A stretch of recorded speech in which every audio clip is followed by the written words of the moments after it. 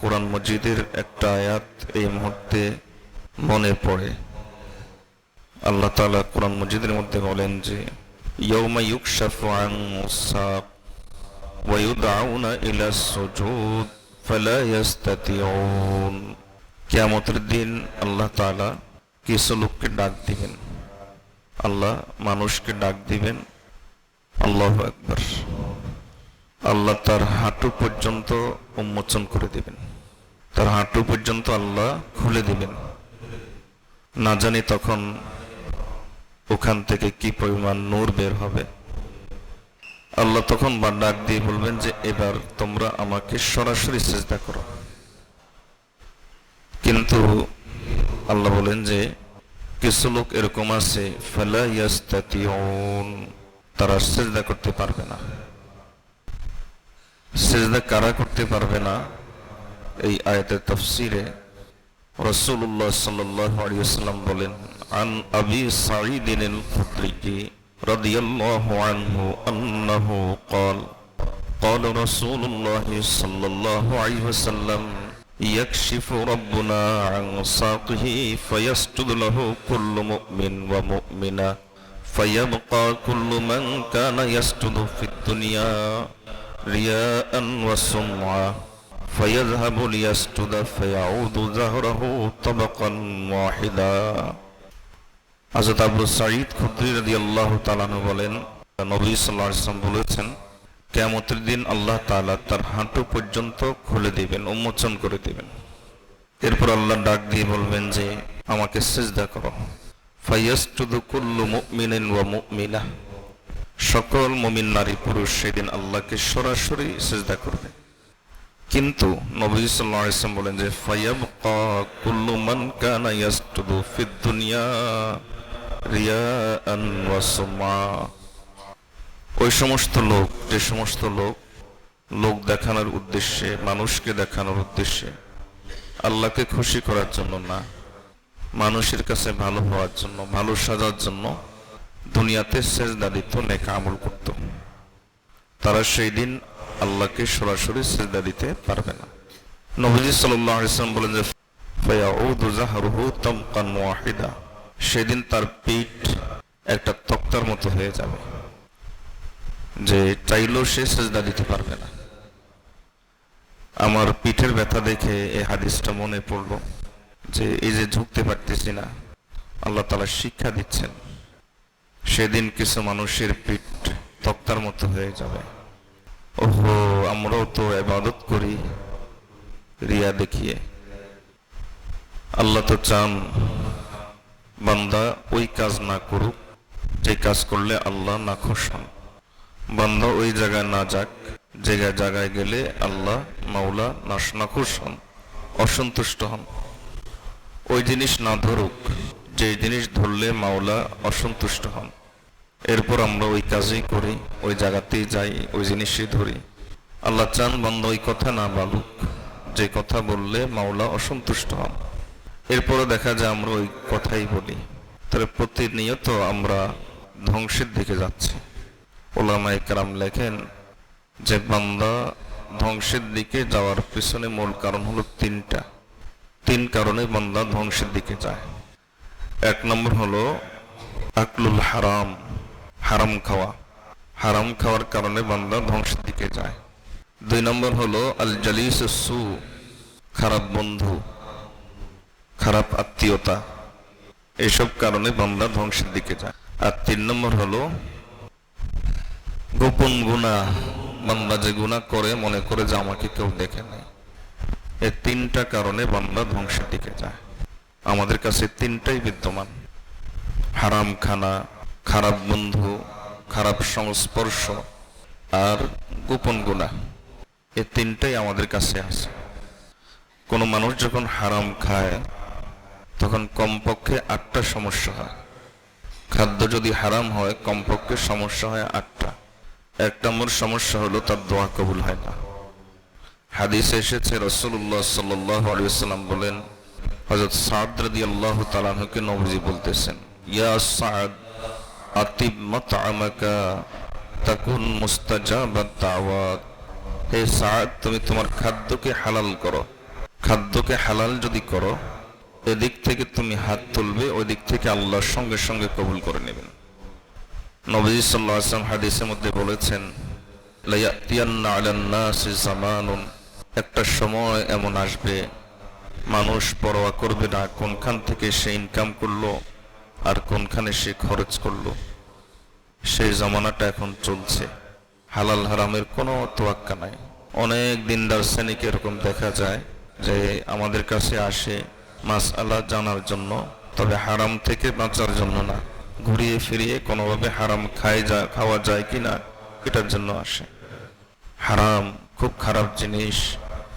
এক নম্বর ক্ষতি তো হলো যে দোয়া কবুল হয় না, আর দুই নম্বর ক্ষতি হলো যে জীবনের বরকত নষ্ট হয়ে যায়। বরকত ভিন্ন জিনিস। বরকত মানে যেই বস্তু, যে নেয়ামত আল্লাহ তাআলা যেই কাজের জন্য সৃষ্টি করেছেন, সে বস্তু, সেই নেয়ামত সেই কাজে লাগা। এখন আপনি ভালো ভালো জিনিস খেলেন, হারাম খেলেন, কিন্তু এটা রোগ তৈরি করলো, তাহলে এর অর্থ হলো বরকত নাই। বরকত নাই। ওই যে আমাদের শাইখ যে সুন্দর করে বলেন যে সুখ শান্তি এগুলো তো আল্লাহর হাতে। দোকান থেকে তুমি ওষুধ কিনতে পারবা, সুস্থতা কিনে আনতে পারবা না। দোকান থেকে তুমি চাউল কিনে আনতে পারবা, কিন্তু মাটির নিচে ধান উৎপাদন, একটা ধান গাছ তৈরি করে ধান লাগিয়ে সেখান থেকে তুমি ধান উৎপাদন করতে পারবা না। দোকান থেকে তুমি এসি কিনতে পারবা, শান্তি কিনে আনতে পারবা না। ফ্যান কিনে আনতে পারবা, শান্তি কিনে আনতে পারবা না। বিয়ে করতে পারবা, কিন্তু পরস্পর মিল মহব্বত কিনে আনতে পারবা না। সন্তান জন্ম দিতে পারবা, কিন্তু সন্তান তোমার চোখের শীতলতা হবে, এটা কিনে আনতে পারবে না। বরং এগুলো সম্পূর্ণ আল্লাহ নিজের হাতে রেখেছেন। আল্লাহ বলেন, ওয়ালিল্লাহি খাযাইনুস সামাওয়াতি ওয়াল আরদি, এগুলো আমি আমার নিজ হাতে রেখে দিয়েছি। হারাম খেলে এই বরকতগুলো নষ্ট হয়ে যায়। সম্পদ হয়তো বাড়বে, কিন্তু সম্পদ সুখ নিয়ে আসবে না। বাড়ি গাড়ি হয়তো সুন্দর হয়ে যাবে, কিন্তু এই বাড়ি গাড়ি আযাবের কারণ হয়ে যাবে, অশান্তির কারণ হয়ে যাবে। একটু চিন্তা করে দেখেন, ওই বাবা তার মনের ভিতরে কি পরিমাণ আগুন জ্বালিয়ে রেখেছে, যেই বাবার সামনে তার সন্তান বখাটে হয়ে যায়। এই তো দুনিয়ার জাহান্নামে আছে। বাবার সাথে যদি সন্তান তর্ক করে, তো ওই বাবার তো মনে চায় যে আমি কচু গাছের সাথে ফাঁসি দিই, তার তো এরকম মনে চায়। তাহলে তার দুনিয়াটা তো জাহান্নাম হয়ে আছে। আর সন্তান যদি বাবাকে বলে আপনি কি বুঝেন, তাহলে ওই সন্তান কতটুকু সুসন্তান, একটু চিন্তা করে দেখেন। এগুলো হয় কেন? এগুলো হয় হারামের কারণে। হারামের কারণে পরিবারের মধ্যে পরস্পর মিল মহব্বত থাকে না। প্রত্যেকটা জিনিসের জোড়া দেওয়ার আলাদা পদ্ধতি আছে। ইট ইটের সাথে জোড়া দেওয়া হয় সিমেন্ট দিয়ে, কিন্তু কাগজের সাথে সিমেন্ট দিয়ে জোড়া দেওয়া যায় না। কাগজের সাথে জোড়া দেওয়ার পদ্ধতি আলাদা। লোহার সাথে কাগজের পদ্ধতি অনুসরণ করে জোড়া দেওয়া যায় না। ঠিক তেমনি ভাবে পরস্পর মিল মহব্বত পরিবারের মধ্যে। সন্তান বাবার কথা শুনবে, বাবার প্রতি সন্তানের শ্রদ্ধা থাকবে। মেয়ে মায়ের কথা শুনবে, মায়ের প্রতি মেয়ের শ্রদ্ধা থাকবে। স্বামী স্ত্রী মিল মহব্বত থাকবে, শাশুড়ি বৌমা মিল মহব্বত থাকবে। এগুলো কখনো দুনিয়ার এই সমস্ত উপকরণ দিয়ে হয় না। এই অন্তরগুলো জোড়া দেওয়ার একটাই পদ্ধতি, সেটা হলো পরিবারের মধ্যে দ্বীন থাকতে হবে, পরিবারের মধ্যে হালাল থাকতে হবে। হালাল যদি না থাকে, দ্বীন যদি পরিবারে না থাকে, তাহলে এগুলো কখনো পাওয়া যাবে না। হাদিসে এসেছে, রাসূলুল্লাহ সাল্লাল্লাহু আলাইহি ওয়াসাল্লাম বলেন, যখন পরস্পর বেচা কেনা করবে, বেচা কেনা করলে পণ্যের গুণ, পণ্যের বৈশিষ্ট্য খুলে বলে দিবা যে আমার পণ্যটা হলো এরকম। যদি এভাবে খুলে বলে দাও, বিক্রি হয়তো কম হবে, কিন্তু নবী বলেন জিনিসটা হালাল হয়ে যাবে। মিথ্যার আশ্রয় না থাকলে জিনিসটা হালাল হয়ে যাবে, আর আল্লাহ তাআলা এই জিনিসে বরকত দান করবেন। আর যদি তুমি গোপন করো, ধোঁকা দাও, মিথ্যা বলো, নবী সাল্লাল্লাহু আলাইহি ওয়াসাল্লাম বলেন মুহিকাত বারাকাতু বাইইহিমা, তাহলে এই বেচা কেনার যে বরকত, সে বরকতটা মিটিয়ে দেওয়া হবে। তাহলে বোঝা গেল হারাম এমন জিনিস, যে হারাম যদি চলে আসে আমার জীবনে, তাহলে আমার জীবন থেকে সুখ শান্তি বরকত নামক যে জিনিসটা, এটা উঠে যায়।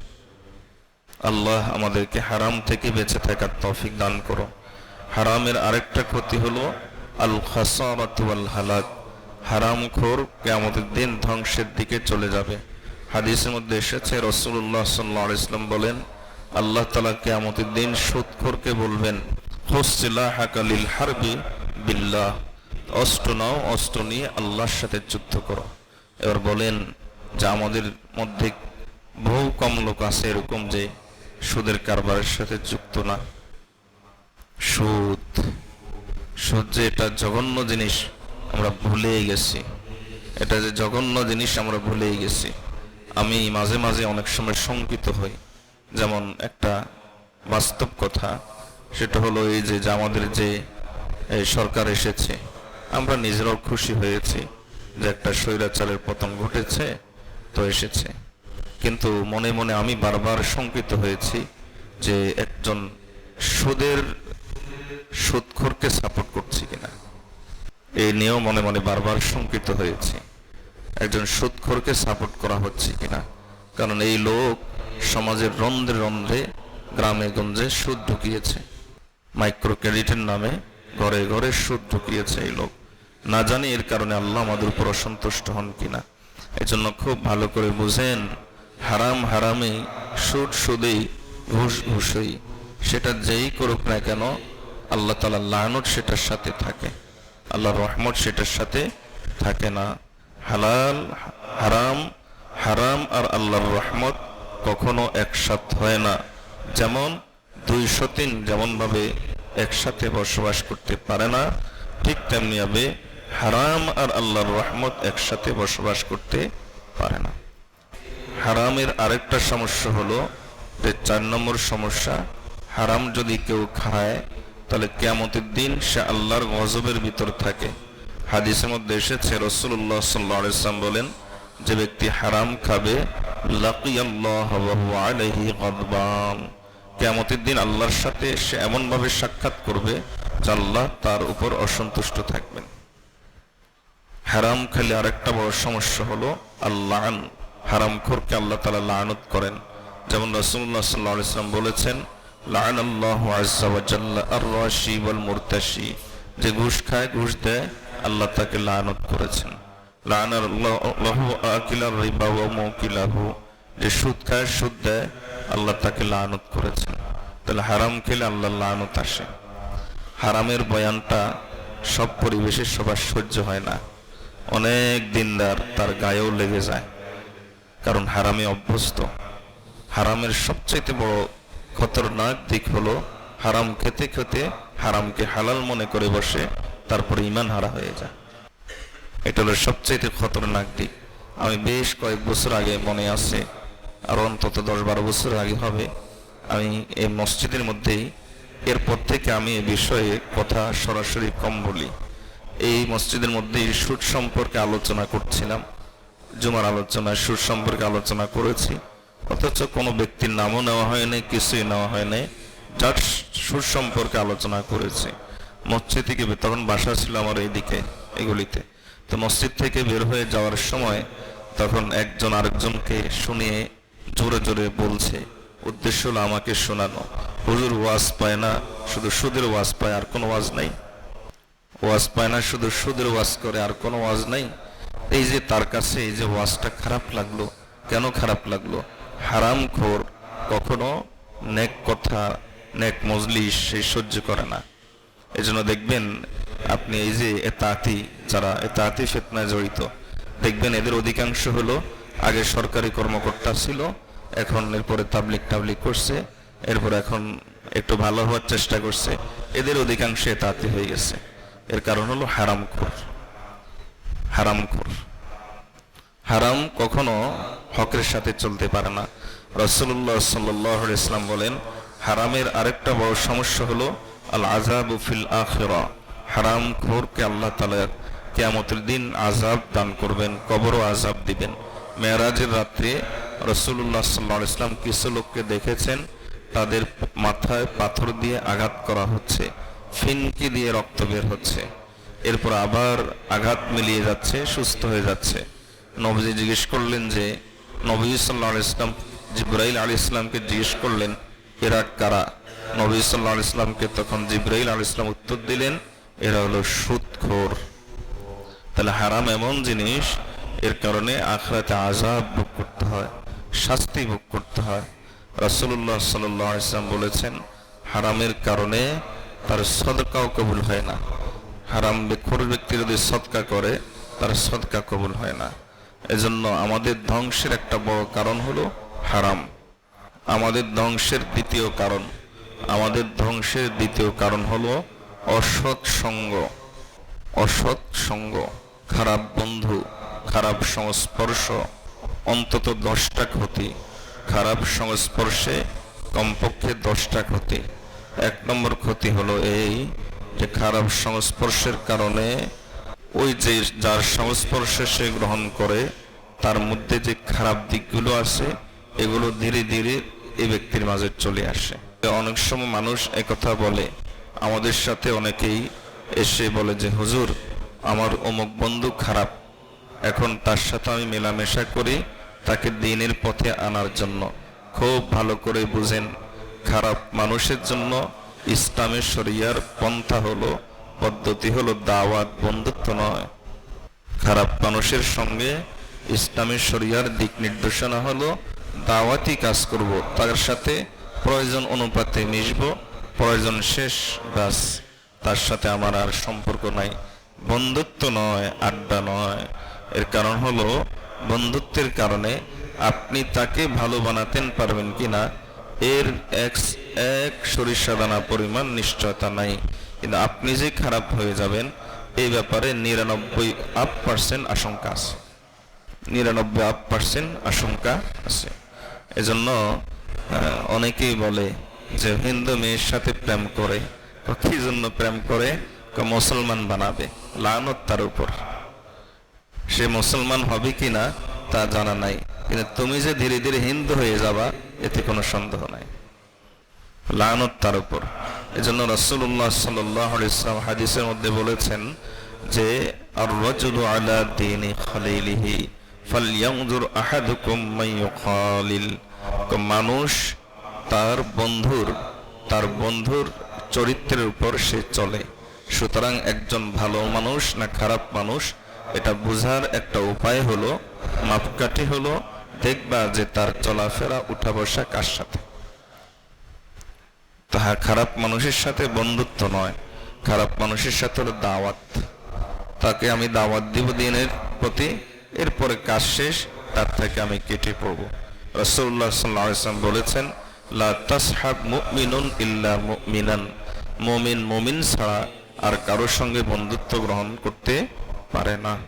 নবী সাল্লাল্লাহু আলাইহি ওয়াসাল্লাম বলেন যে এমনকি মুমিন থেকেই খানা খায়, মুমিনই দাওয়াত গ্রহণ করে, আর কারো দাওয়াত গ্রহণ করে না। তাহলে খারাপ মানুষের সাথে বন্ধুত্ব করলে একটা বড় সমস্যা হলো, তার খারাপ বিষয়গুলো ধীরে ধীরে আপনার মধ্যে চলে আসবে।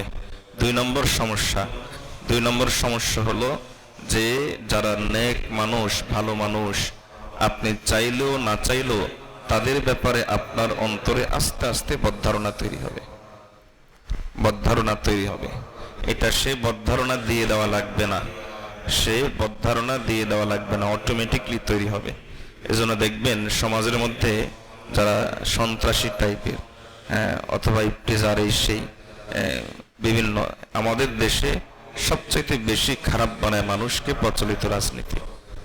আমাদের দেশে খারাপ সংস্পর্শ, খারাপ বন্ধুত্বের সবচাইতে বড় ক্ষেত্র এবং খারাপ মানুষ তৈরি করার সবচাইতে বড় স্থান হলো প্রচলিত রাজনীতি। এজন্য দেখবেন এই প্রচলিত রাজনীতির সাথে যখন যুক্ত হয় তখন আর তার কাছে নেক মানুষ ভালো লাগে না। তখন সে চায় আমি আমার বড় নেতার সাথে একটা সেলফি তুলতে হবে, আমার অমুকের সাথে একটা সেলফি আমার তুলতে হবে। এবার তার কাছে আর নেক মানুষ ভালো লাগে না। এজন্য খারাপ বন্ধুত্বের একটা বড় প্রভাব হলো এই যে নেক মানুষ তার কাছে ধীরে ধীরে খারাপ মনে হয়। নাম্বার 3 হলো খারাপ সংস্পর্শের কারণে, খারাপ বন্ধুত্বের কারণে ধীরে ধীরে একজন মানুষ আল্লাহর রহমত থেকে দূরে সরে যায়। হাদিসের মধ্যে এসেছে, রাসূলুল্লাহ সাল্লাল্লাহু আলাইহি ওয়াসাল্লাম হাদিসের মধ্যে বলেন যে দৃষ্টান্ত দিচ্ছেন নবী সাল্লাল্লাহু আলাইহি ওয়াসাল্লাম। খারাপ সম্পর্ক আর ভালো সম্পর্কের দৃষ্টান্ত নবী সাল্লাল্লাহু আলাইহি ওয়াসাল্লাম বলেন, এক ব্যক্তি আতর বিক্রি করে, মিশকা আম্বর বিক্রি করে। এখন তুমি যদি তার থেকে কোনো কিছু কিনো, না কিনলেও যদি তুমি তার ওখানে দাঁড়াও, না কে হলো তোমার সুগন্ধি লাগবে। আর আরেক ব্যক্তি হলো, সে হলো কামার, হাপড়, ওই যে কামারের হাপড় চালায়। এখন তুমি তার থেকে কিছু কিনলে না, কিছুক্ষণ তুমি দাঁড়িয়েছ, তোমার কিছুই না হলেও অন্তত দুই একটা আগুনের অঙ্গার, আগুনের ছিটা ফোঁটা তোমার গায়ে হলো এসে লাগবে। রাসূলুল্লাহ সাল্লাল্লাহু আলাইহি ওয়াসাল্লাম বলেন যে ভালো মানুষ হলো যে কাহামিলি রিহিল মিসকি, ভালো মানুষ হলো আতর বহনকারী ব্যক্তির মতো, আর খারাপ মানুষ হলো কামারের মতো, হাপড়ের মতো। তাহলে এর দ্বারা কি বুঝলাম? এর দ্বারা এই কথা বোঝা যাচ্ছে যে খারাপ মানুষের সাথে বন্ধুত্ব বা সম্পর্ক করলে আস্তে আস্তে মানুষ আল্লাহর রহমত থেকে দূরে সরে যায়। 4 নম্বর সমস্যা হলো খারাপ মানুষের সাথে বন্ধুত্ব করলে আস্তে আস্তে সে নবীজি সাল্লাল্লাহু আলাইহি ওয়াসাল্লামের সুপারিশ থেকে মাহরুম হয়ে যায়। 5 নম্বর, আল্লাহর আরশের ছায়া থেকে বঞ্চিত হয়ে যায়। 6 নম্বর, আখিরাতে কিয়ামতের দিন হাউজে কাউসারের পানি থেকে বঞ্চিত হয়ে যায়। 7 নম্বর, কিয়ামতের দিন বেইজ্জতির কারণ হয় খারাপ মানুষের সঙ্গে বন্ধুত্ব। 8 নম্বর, জান্নাত থেকে বঞ্চিত হয়ে যায়। 9 নম্বর, এটা সবচেয়ে ভয়াবহ, সেটা হলো খারাপ মানুষের সঙ্গে বন্ধুত্ব মানুষকে ধীরে ধীরে ঈমান থেকে মাহরুম করে দেয়। ঈমান থেকে মাহরুম করে দেয়, এটা হলো সবচেয়ে বড় ভয়াবহ। কোরআন মাজিদে আল্লাহ তাআলা বলেন যে কিয়ামতের দিন আল্লাহ তাআলা ঘোষণা দিবেন যে আল আখিল্লাউ ইয়াউমা ইযিন বা'দুহুম লিবা'দিন আদুবুন ইল্লাল মুত্তাকিন। আজকে যে তোমরা যে বন্ধুত্ব করেছিলা দুনিয়াতে, আজকে ওই বন্ধুত্ব কোনো কাজে আসবে না। এক বন্ধু আরেক বন্ধুর শত্রু হয়ে যাবে, সে বলবে তুমি আমাকে জাহান্নামী করছো, তুমি আমাকে নবীর সুপারিশ থেকে বঞ্চিত করছো, তোমার কারণেই আমি কিয়ামতের দিন লাঞ্ছিত হলাম, তোমার কারণেই আমি আল্লাহর আরশ থেকে বঞ্চিত হলাম, তোমার কারণেই নবীর সুপারিশ পাই নাই, তোমার কারণেই হাউজে কাউসার পাই নাই। তাহলে যত সমস্যার মূল হলো তুমি। এজন্য আল্লাহ বলেন যে কিয়ামতের দিন খারাপ বন্ধু একে অপরের দুশমন হয়ে যাবে, ইল্লাল মুত্তাকিন, তবে যারা আল্লাহর মুহাব্বতের ভিত্তিতে একে অপরের সাথে বন্ধুত্ব করেছে সেই বন্ধুত্ব টিকে যাবে।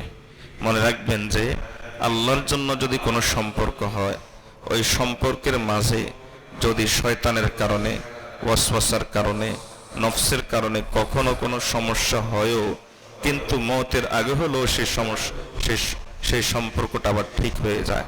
কিন্তু নফসের কারণে আর শয়তানের কারণে যদি কোনো সম্পর্ক হয়, তাহলে সেই সম্পর্ক যত ভালোই হোক না কেন, যত সুন্দরই হোক না কেন, একটা সময় না একটা সময় সম্পর্ক থাকে না, খারাপ হয়ে যায়। এজন্য আমরা আমাদের এই ধ্বংসের দ্বিতীয় কারণ হলো খারাপ মানুষের সংস্পর্শ, খারাপ বন্ধুত্ব। আল্লাহ আমাদেরকে এ থেকেও বেঁচে থাকার তৌফিক দান করুন। হযরত আবু দারদা রাদিয়াল্লাহু তাআলা এর জন্য বলতেন, লাউলা সালাসুন মা আহবাবতুল বাকা সাআতান, তো 3টা জিনিস যদি দুনিয়াতে না থাকতো তাহলে আমি দুনিয়াতে 1 মিনিটও থাকার চিন্তা করতাম না, 1 মিনিটও থাকতে চাইতাম না। 3টা জিনিস কি? আসিয়ামু ফিন নাহারিল হার, একটা হলো গরমকালে রোজা, এটা রাখতে মজা, আল্লাহর মহব্বত অন্তরে আসে। আর 2 নম্বর ওয়াসসুজুদ ফিল লাইল, রাতের বেলায় তাহাজ্জুদ। আর আরেকটা হলো মুজালাসাতু আকওয়ামিন ইয়ানতাকুনা জাইয়াদাল কালামি কামা ইয়ানতাকুনা আতাইবাস সামার। কৃষক যেমন যখন তার ফসল পেকে যায়, পাড়ার উপযুক্ত হয়ে যায়, ফসল তোলার উপযুক্ত হয়ে যায়, তখন ওই ফসল তুলে যে পরিমাণ খুশি হয়, ফসল তুললে দেখবেন কৃষক যখন ঘরে ফসল তোলে, এটা হলো আমার মনে হয় তার জীবনের সবচাইতে খুশির দিন। তো কৃষক যখন ফসল তোলে পেকে যায়, তখন সে ফসল তোলে। সে যেরকম এই ফসল তুলে খুশি হয়, আমি একজন নেক মানুষের সংস্পর্শে গেলে তার কথা শুনে এর চাইতে বেশি খুশি হয়। এই তিনটা জিনিস না থাকলে আমি দুনিয়াতে থাকা কামনা করতাম না। তাহলে আমাদের ধ্বংসের আরেকটা কারণ হলো যে খারাপ মানুষের সাথে সংস্পর্শ, তাদের সাথে উঠা বসা। আমাদের ধ্বংসের 3 নম্বর কারণ হলো গোপন গুনাহ। গোপন গুনাহ, যে গুনাহ আমি করি আর মনে করি যে কেউ দেখে নাই। ইবনুল আরবি রাহিমাহুল্লাহ তিনি বলতেন যে আন্না খাতিমাতাস সু তাকুনু বিসাবাবি দাসিতাতিন বাতিনাতিন ইয়াখাফু আন ইয়াত্তালি আলাইহান নাস। মানুষ বেঈমান হয়ে মারা যায়, ঈমান থেকে মাহরুম হয়ে মারা যায় ওই গোপন গুনার কারণে। যে গোপন গুনার ব্যাপারে তার এই চিন্তা যে এই গুনাহটা মানুষ দেখে ফেললে আমি লজ্জা পাবো, এই জন্য আমি এই গুনাহটা গোপনে গোপনে করি। এই যে এই গোপন গুনাহ, এই গোপন গুনার কারণে মানুষ, হাফিজ ইবনুল কাইয়িম রাহমাতুল্লাহ আলাইহি বলতেন আজমা আল আরিফুন বিআন্না যুনুব আল খালাওয়াত আসলুল ইন্তিকাসাত। সকল আল্লাহর ওলি এই ব্যাপারে একমত হয়েছে, মানুষ ভালো হতে পারে না, মানুষ নামাজি হতে পারে না, হারাম ছাড়তে পারে না, দিনদার হইতে পারে না, মানুষ এক কথায় ভালো হইতে পারে না। কেন? গোপন গুনার কারণে। গোপন গুনার কারণে। মানুষের সামনে ভালো মানুষ সাজা এক জিনিস, বাস্তবে ভালো মানুষ হওয়া ভিন্ন জিনিস। মানুষের সামনে ভালো মানুষ সাজা এক জিনিস, আর বাস্তবে ভালো মানুষ হওয়া ভিন্ন জিনিস। উলামায়ে কেরাম লিখেছেন 3 ধরনের গুনাহ আছে। এক ধরনের গুনাহ হলো যামবুন ইউগফার, আরেকটা হলো যামবুন লা ইউগফার, আরেকটা হলো যামবুন ইউজাযা বিহি। 1 নম্বর গুনাহ হলো এই যে গুনাহ তওবা করলে, বিভিন্ন নেক আমল করলে আল্লাহ তাআলা মাফ করে দেন। যেমন আপনি যদি মসজিদে আসেন, তাহলে হাদিসে এসেছে রাসূলুল্লাহ সাল্লাল্লাহু আলাইহি ওয়াসাল্লাম বলেন আলা আদুল্লুকুম ইলা আমালিন মা ইয়ামহুল্লাহু বিহিল খাতায়া ওয়া ইয়ারফাউ বিহি দারাজাত। ক্বালু বালা ইয়া রাসূলুল্লাহ।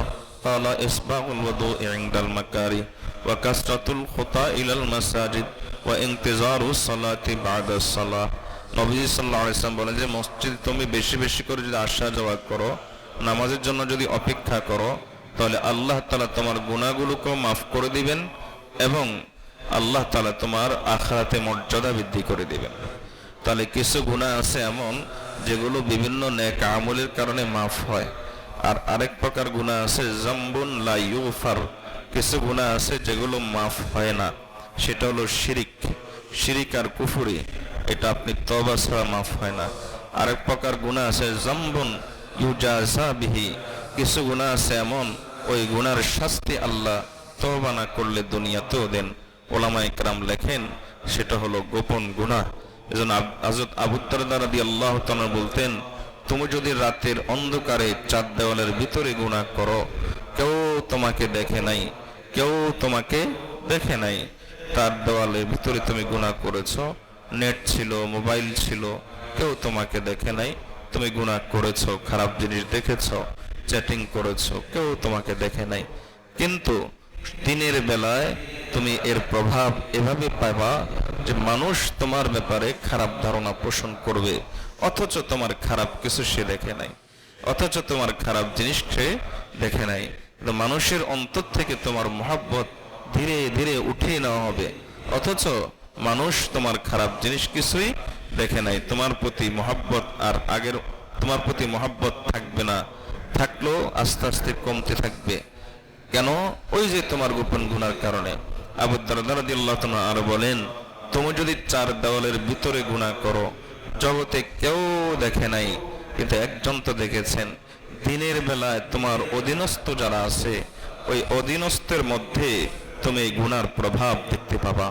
রাতে গুনাহ করেছো, তোমার চোখ তুমি খারাপ করেছো, দিনের বেলায় দেখবা তোমার ছেলে হয়তো সে একটা অবৈধ কাজে জড়িয়ে গেছে, হয়তো তোমার মেয়ে একটা অবৈধ কাজে জড়িয়ে গেছে, হয়তো তোমার স্ত্রী একটা অবৈধ কাজে জড়িয়ে গেছে। দিনের বেলায় তুমি তোমার অধীনস্থের মধ্যে এর প্রভাব অবশ্যই তুমি দেখতে পাবা। তিনি বলেন যে তুমি যদি রাতের বেলায় চার দেওয়ালের ভিতরে গুনাহ করো, কেউ তোমাকে দেখে নাই, দিনের বেলায় তুমি এর প্রভাব এভাবে পাবা, ইন্নাল্লাহা লা ইহরামু আনির রিজকি, আল্লাহ তাআলা তোমাকে সুখ শান্তি থেকে, বরকত থেকে দিনের বেলা বঞ্চিত করে দিবেন। আল্লাহ আমাদেরকে গোপন গুনাহ থেকে বেঁচে থাকার তৌফিক দান করুন। বেঁচে থাকবো তো ইনশাআল্লাহ। এই ধ্বংসের হাত থেকে বাঁচার একটাই উপায়, সেটা হলো তওবা করা। তওবা ছাড়া আর কোনো রাস্তা নাই। এই যে গোপন গুনাহ কিংবা হারাম খানা অথবা খারাপ মানুষের সংস্পর্শ, এই যে এই পথগুলো আমাদের জন্য তৈরি করে কে? ইবলিস।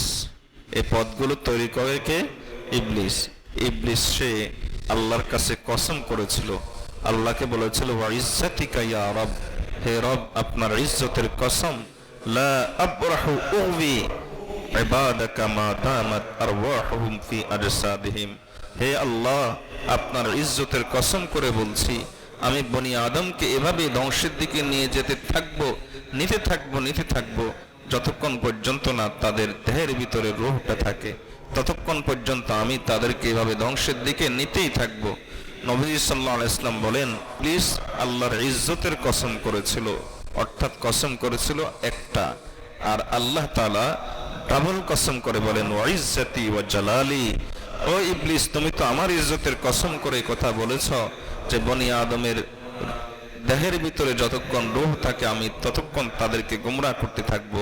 তাহলে শোনো, আমিও আমার ইজ্জতের আর ওয়া জালালি, আমার বড়ত্বর মহত্বের কসম করে বলতেছি, লা আযালু আগফিরু লাহুম মাস্তাগফিরুনি, এই বনি আদম গুনাহ হয়ে যাবে, গুনাহ করে ফেলবে, কিন্তু যখনই সে ইস্তিগফার করবে, তওবা করবে, আমি আল্লাহ তাদেরকে মাফ করতে থাকবো।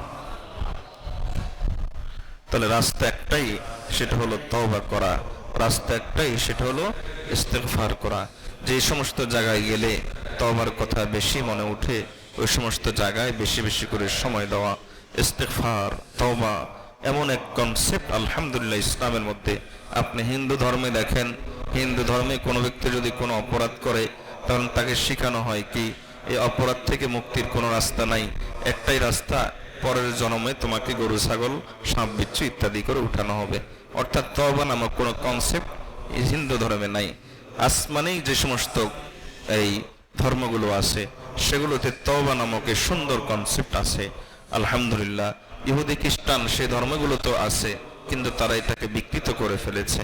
তারা মনে করে যে তওবা করতে পারে শুধুমাত্র পাদ্রীর কাছে গেলে তওবা করতে পারে, আর তওবা করার কোনো রাস্তা নাই, পাদ্রী তাকে পবিত্র করে দিবে। এভাবে তারা এটাকেও সীমাবদ্ধ করে ফেলেছে। আলহামদুলিল্লাহ ইসলাম একমাত্র ধর্ম। আল্লাহ বলেন যে বান্দা তুই গোপনে গুনাহ করলে আমার কাছে গোপনে মাপ চা, আমি মাফ করে দিব। বান্দা দিনের বেলা গুনাহ করেছিস, রাতের বেলা আমি তোমার জন্য 2 হাত প্রসারিত করে রাখি, আয় বান্দা আমি আল্লাহ তোকে মাফ করে দিব। বান্দা রাতের বেলা গুনাহ করেছিস, আমি দিনের বেলা তোমার জন্য 2 হাত প্রসারিত করে রাখি, আয় আমার বান্দা আমার কাছে মাফ চা, আমি মাফ করে দিব।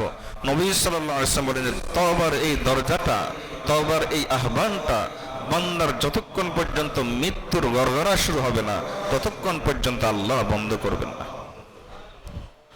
তাহলে তওবা আমরা বেশি করে তওবা করব তো ইনশাআল্লাহ। আমরা এই ধ্বংসের হাত থেকে বাঁচার জন্য বেশি করে তওবা করব। এজন্য আমি আপনাদেরকে একটা ছোট্ট করে অনুরোধ করব, সেটা হলো বেশি করে আস্তাগফিরুল্লাহ এই জিকিরের অভ্যাস করেন। আমাদের সিলসিলার সবকে আছে প্রতিদিন 200 বার, আপনি আরো বেশি করেন, 500 বার, 1000 বার, লক্ষ বার, যত বেশি পারেন ইস্তিগফার জিকির করেন।